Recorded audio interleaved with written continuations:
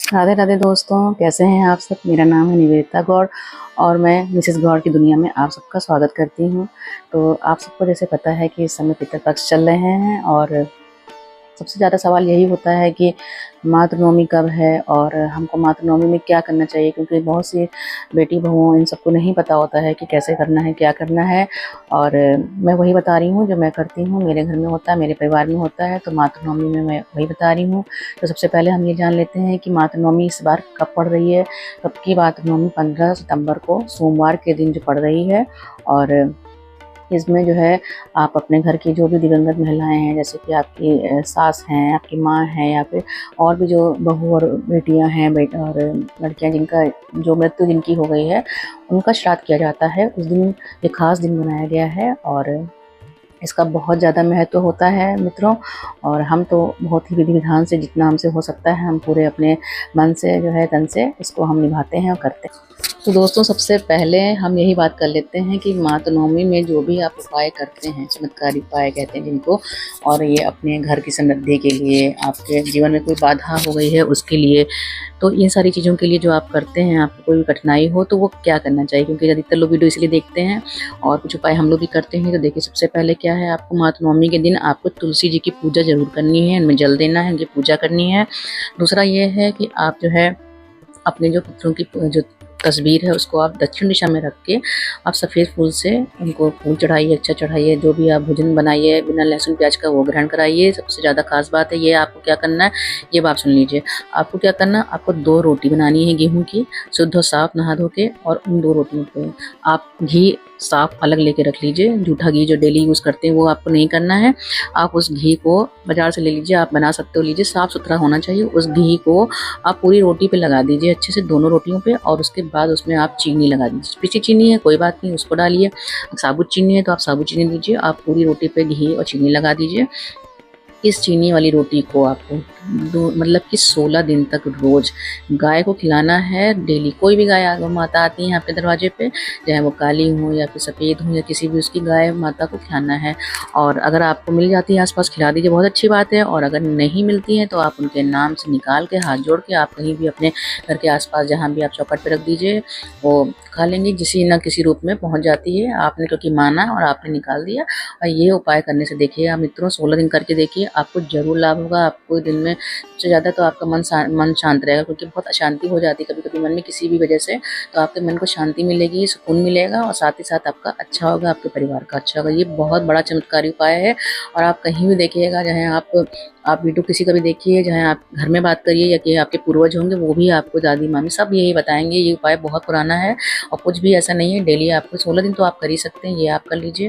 दूसरा, आपको अगर बहुत निगेटिविटी ज़्यादा महसूस होती है, घर में होती है या आपको खुद लगती है, तो आप तिल को डाल के जल में आप स्नान कर सकते हैं। इससे भी निगेटिविटी जाती है। ये भी एक बहुत कारगर उपाय है। तो ये 2 उपाय हमने आपको बता दिए हैं। और बाकी आपको कौवे को, गाय को और कुत्ते को जो भोजन खिलाना है 16 दिन तक, वो आप रोटी निकालिए, जरूर करिए। ये आप करिए, छोटे छोटे उपाय करिए। आप देखिए आपके घर में कितनी रौनक आ जाएगी, कितनी अशांति जो है वो कम हो जाएगी, जो बाधाएं हैं वो आपकी दूर हो जाएंगी। तो चलिए आगे बात करते हैं हम अपने वीडियो में कि मातृनवमी में हमें क्या करना चाहिए, कैसे करना चाहिए और कब है। तो बात करते हैं इसकी मुहूर्त के समय का।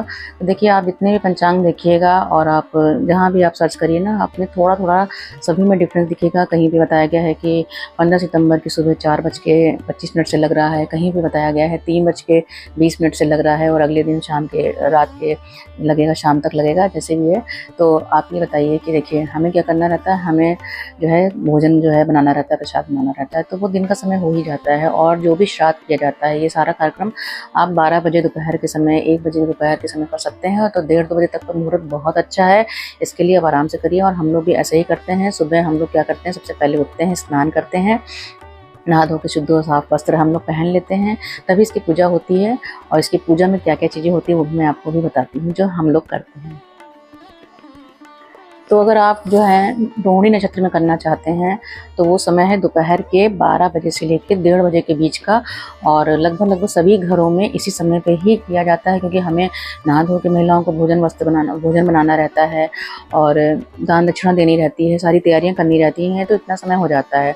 तो आप जो है यही दोपहर के समय आप आराम से करिए। इसमें कोई भी दिक्कत और प्रॉब्लम की बात नहीं है, क्योंकि आप कैलेंडर में देखोगे ना, तो आपको हर जगह दिखेगा अलग अलग। कहीं पे बताया गया है कि दिन के रात जो है सुबह है 3 बजे से लग जा रहा है, कहीं भी बताया गया 4 बजे से लग जाएगा, तो 3 और 4 बजे से उठकर तो कोई नहीं करता है, आपको भी मालूम है। दोपहर के समय ही होता है ये श्राद्ध का कार्यक्रम। तो आप इसको आराम से 12 बजे के करीब लेके 1:30 बजे 2 बजे तक के बीच में आप आराम से करिए। और सभी गृहिणियाँ इस समय तक काम अपने निपटा लेती हैं और उनका ये काम हो जाता है। तो आपको नहा धो करके स्वच्छ वस्त्र पहन के भोजन की तैयारी करनी रहती है। और मातृ नवमी के दिन मित्रों हमारे यहाँ तो जो है वो दाल की पूड़ी जो होती है, चने की दाल की पूड़ी बनती है और खीर बनती है। हम लोग इसी का भोग लगाते हैं और उसके बाद जो है ब्राह्मणों को खिलाते हैं। खास करके अगर आपको कोई ब्रह्माणी मिल जाती है और आपके यहाँ जिसकी भी जो भी दिवंगत आत्मा है, अगर वो जो है सुहागिन गई है, तो आप प्रयास कीजिए कि आप किसी एक ब्रह्माणी को मिल जाए, आपको जो भी गरीब हो। और बहुत अच्छी बात है अगर गरीब है तो, और आप उनको बुलाइए। उनका जो भी आप श्रृंगार का सामान आप देना चाहते हैं, जैसे लाल रंग की साड़ी है, लाल रंग का कपड़ा और है, आपको देना है, कोई बिछिया है आप वो दे सकते हैं। आप जो है रुपए पैसे दान में दे सकते हैं, चांदी का कोई आइटम आप दे सकते हैं। और जितना भी श्रृंगार का समय है, अगर आपकी जो भी महिला की जो मृत्यु हुई है वो सुहागिन है, तो आप उस रूप में उनको मान करके आप ब्राह्मणी को दान में देंगे। जैसे कि चूड़ियाँ, बिंदी, सिंदूर, अलता, मेहंदी, साड़ी। अगर लाल साड़ी है तो बहुत अच्छी है, लाल नहीं है तो आप जो है जिस रंग की आपके पास हो, काली ना हो, आप उसको दान में दे सकते हैं। जितना आपका मन करे दे सकते हैं, अपनी श्रद्धा और अपनी क्षमता के अनुसार। ये बिल्कुल जोर जबरदस्ती नहीं होता है कि मतलब ये चीज़ करनी ही करनी है। जो है हम लोग तो कई बार ऐसा भी करते हैं कि जब हमें ब्राह्मणी नहीं मिलती है ना, तो हम परेशान नहीं होते हैं। हम क्या करते हैं, हम मंदिर के पास जाते हैं, हम देखते हैं कोई भी गरीब महिला जो कि जिसको ज़रूरत है ना, तो हम उसको खिला भी देते हैं, दान भी दे देते हैं, दक्षिणा दे देते हैं, जो होता है हाथ जोड़ लेते हैं। क्योंकि किस रूप में आपको मिल जाए कोई, ये आप नहीं कह सकते ना कि, और ज़रूरतमंद की मदद करना सबसे बड़ी बात होती है। तो हम तो यही करते हैं, और मिल जाती है ब्राह्मणी तो आराम से खिला देते हैं। इसके लिए इतना ज़्यादा परेशान नहीं होते कि नहीं यही करना है, ऐसे ही करना है, क्योंकि ना दिखावे में कुछ भी नहीं रखा है। सच्चे दिल से जो करना है वो करिए। और साल भर में एक बार ये होता है, तो हमें इसको पूर्ण रूप से निभाना चाहिए, ये करना चाहिए। और इसके आगे हम बात करते हैं कि हमको कैसे तर्पण देना चाहिए, कैसे। लेकिन ना जो भी तर्पण दिया जाता है ना, वो एक जो है तांबे के लोटे से किया जाता है, लोहे के लोटे से या उसके नहीं, पीतल से नहीं। तांबे का लोटा सभी के घर में होता है, क्योंकि तांबे का लोटे का पता है आपको पानी पीना अच्छा रहता है। तो आप एक तांबे का लोटा लेके रख लीजिए, चाहे छोटा हो चाहे बड़ा हो, जैसा भी हो। तांबे के लोटे में आप जल भरिए। कई से लोग उसमें कच्चा दूध भी डालते हैं, अगर आपके पास है तो ठीक है, नहीं है तो आप उसमें जो है कुछ डालिए, आप जौ डालिए उसमें, और आप उसमें काला तिल डालिए। और आपके पास अगर सफ़ेद फूल है, मिल जाता है आसानी से तो बहुत सही है, नहीं मिलता है तो आपका जो भी फूल है वो आप उसमें डालिए और तर्पण लीजिए। इस तरह से लिया जाता है। हथेली से अंगूठा आगे करके आप ऐसे हाथ में ले करके आपको देना रहता है। और महिलाओं का जो होता है वो घर की महिलाएं ही करती हैं, देती हैं। और देखिए इससे आपके घर में सुख आएगा, शांति आएगा, पितरों को आशीर्वाद मिलेगा और आपके लिए सब कुछ अच्छा अच्छा बीतेगा पूरा साल। ये आशीर्वाद हमेशा पितर हमें दे के जाते हैं। तो ज़्यादा कुछ भी इसमें ऐसा नहीं है जो आप ना निभा सकें, नहीं कर सकें। ये करिए। साथ में आप जो भी खीर पूड़ी बनाते हैं अच्छी बात है, और आप अगर खीर पूड़ी या फिर दाल की पूड़ी ये सब नहीं बना सकते हैं, तो जो भी आपके मित्रों को पसंद हो, जैसे कि उड़द की दाल की पूड़ी है, कचौड़ी है, दही बड़ा है, कढ़ी है, लेकिन जो भी चीज़ आप बनाइए उसमें आप लहसुन प्याज इन सब चीज़ों का बिल्कुल भी उपयोग मत कीजिएगा। देखिए एक दिन करना रहता है, और ये लहसुन प्याज आपको मालूम है तामसी चीज़ें होती हैं, तो आप उनको अवॉइड कीजिए, उसको मत बनाइए। हम लोग बिल्कुल ही बिना लहसुन प्याज का ही भोजन बनाते हैं। और उसके बाद जो है सबसे पहले भोजन बनाइए। अगर आप ब्राह्मण बुला के कर रहे हैं तो वो तो आपको बताएंगे कि कैसे आपको पिंडदान बनाना है, कैसे इसमें जौ मिला करके वो सब करना है। बाकी आप नहीं अगर ये कर सकते हैं तो आप पितरों के नाम का भोजन निकालिए, गाय को, कौवे को और कुत्ते के लिए। आप 3 जगह ये भोजन निकालिए और इसको ले जा करके आप बाहर कहीं भी रख दीजिए। आप चौखट पे, ऊपर छत पे अगर कौवे के लिए रख सकते हैं यार की, और हाथ जोड़ लीजिए और यही प्रार्थना कीजिए कि जो भी हमारे कष्ट हो वो कटे, हमसे जो भी भूल चूक हो गई हो वो माफ़ी दें हमारे पितृ, और इसको ग्रहण करें। जिस रूप में भी जाता है वो उसको ग्रहण करें। तो ये आपको रोज़ करना है। और डेली में भी आप ये 15-16 दिन जो होते हैं इसमें आप अगर, मैं तो हमेशा करती हूँ, मैं एक रोटी बनाती हूँ और रोज़ मेरे यहाँ भी खीर सिवई नहीं बनती है, तो मैं क्या करती हूँ, मैं इसमें थोड़ी सी चीनी या गुड़ रख करके मैं इसको राहता खाती हूँ। और कोई भी जानवर जो होता है जिसके भाग्य का होता है वो खा लेता है, और जो भी खाएगा यकीन मानिए ना उसका पेट भरेगा ना, तो पुण्य आपको ही मिलेगा। तो ये आप कर सकते हैं। तो भाई मैं फिर मातृ नवमी की बात कर रही हूँ, तो देखिए हम ब्राह्मणी को बुलाते हैं, उनको पूरा सुहाग का सामान देते हैं, दान करते हैं, साड़ी ब्लाउज़ और कपड़े, सिंदूर, अलता, जो भी मेहंदी, दक्षिणा देते हैं। उनको अच्छा भोजन कराते हैं। भोजन कराने के बाद उनके पैर छूते हैं, और उनको जो भी आप रंग लगाए आप खुद लगा सकते हैं। उनको बहुत अच्छी बात है कि सामान देने से अच्छा अगर आप उसको वहीं पर ना सिंदूर लगा रहे हैं, रंग लगा रहे हैं, उसको अच्छा उनका भर देते हैं, तो ये बहुत अच्छी चीज़ होती है। इससे भी उनका आशीर्वाद आपको पितरों का मिलता है। ये सब आपको करना है।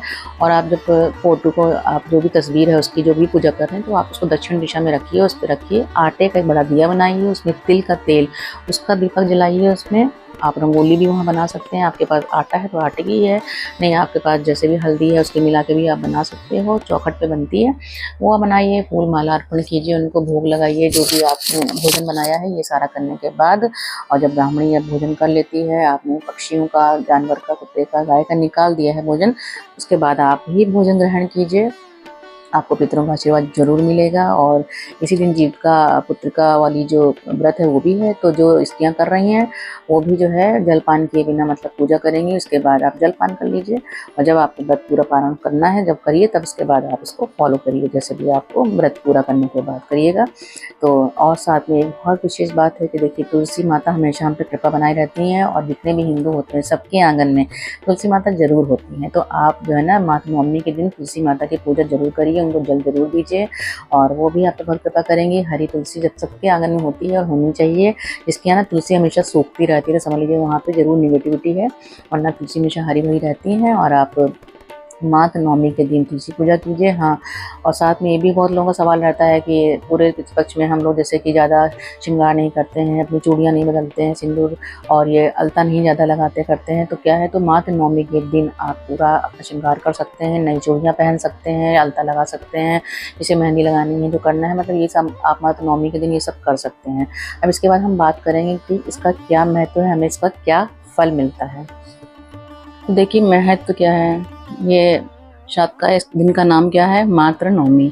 माँ एक ऐसी शक्ति जो अपने बच्चों पे हमेशा आशीर्वाद देती है, वो करती है, उसका हमेशा भला चाहती है। तो देखिए, ये सौभाग्यवती शादी कहा जाता है, क्योंकि इस दिन जो सुहागिन महिलाएं जो दिवंगत हो जाती हैं, उनके पति होते हैं और वो मृत्यु को प्राप्त हो जाती हैं, तो उनका श्राद्ध किया जाता है। बाकी जो भी लड़कियां, बेटियां या कोई भी बहुएं हैं, उनका भी होता है, वो भी किया जाता है। तो इसलिए इसको सौभाग्यवती शादी भी कहा जाता है। और हम जिस दिन ब्राह्मणी को भोजन कराते हैं, या फिर किसी गरीब को भी हम देते हैं, जो भी हमारे दरवाजे आ जाए, उसको भूखा ना लौटाए, कोई नीडी गरीब आदमी आता है, या फिर महिला आती है, या फिर कोई भी पशु पक्षी आता है, तो आप उसको भोजन कराइए, उसका पेट भरिए, आपको पुण्य जरूर मिलेगा, और माँ आप पे हमेशा कृपा करेंगी। और इस दिन ये सब जो है आप भी व्रत करते हो, जो भी आप कर रहे हो माता नवमी के दिन, इसका फल आपको जरूर मिलेगा, क्योंकि माता हमेशा आप पे कृपा करेंगी और प्रसन्न रहेंगे। आपके पितृ अपने जो भी है वो आपको हमेशा आशीर्वाद देंगे, आपके ऊपर हमेशा अपनी कृपा बनाए रखेंगे। और उनसे ये प्रार्थना कीजिए कि जैसे वो गए हैं सुहागिन, हम भी ऐसे ही जाएं, दुनिया से विदा लें खुशी खुशी, और हम पे हमेशा अपना आशीर्वाद बनाए रहें। घर में जो भी बाधाएं हैं, रुके कार्य हैं, वो संपन्न हो, है ना। और जो भी हमारे बच्चे हैं, पोता पोतियाँ उनके हैं, उनको सबको आशीर्वाद दें, घर संपन्नता बनी रहे। तो यही इसका सबसे बड़ा महत्व है।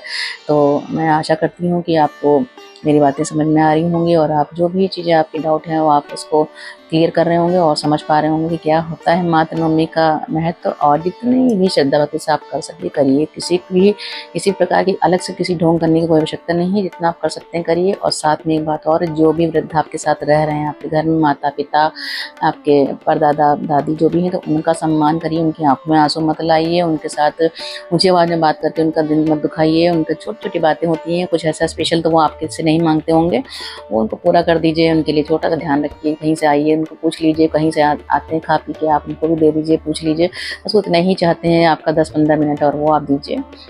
उनको दुख मत करिए, उनका दिल मत दुखाइए, तो आपको सारे तीर्थ सब कुछ आपने कर लिया, सब कुछ आप संपन्नता है। तो इस बात का ध्यान रखिए। और आपको अगर मेरी बातें अच्छी लगती हैं, मेरे विचार अच्छे लगते हैं, तो प्लीज़ मेरे चैनल को लाइक कीजिए, कमेंट कीजिए, सब्सक्राइब कीजिए। आज के लिए बस इतना ही। राधे राधे।